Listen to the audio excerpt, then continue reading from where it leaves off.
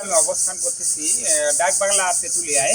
রাত্রের দৃশ্য এটি, ঠিক ইফতারির পর মুহূর্তেই আমরা এসেছি।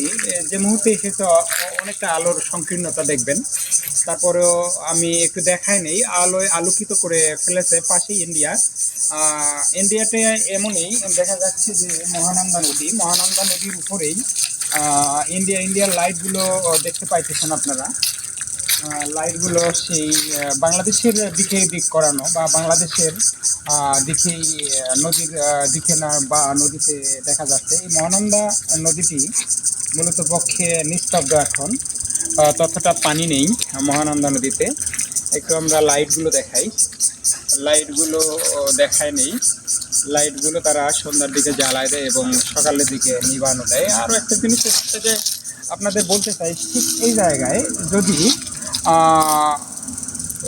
নভেম্বর বা ডিসেম্বরের দিকে আপনারা আসলেই ঠিক এই জায়গায় দাঁড়িয়েই লাইটগুলো যে দিক থেকে দেখা যাচ্ছে সেদিকে দিয়েই মূলত পক্ষে কাঞ্চনজঙ্ঘা বা আপনার দার্জিলিংয়ের সেই পাহাড়টি দেখা যায়।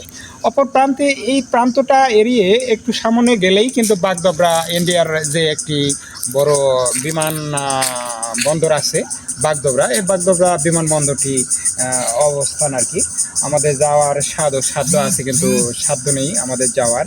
এ পর্যন্তই এসে আমরা ঘুরে যাই, বা এ পর্যন্ত এসেই আমরা বসে থাকি বা দেখি এই দৃশ্য।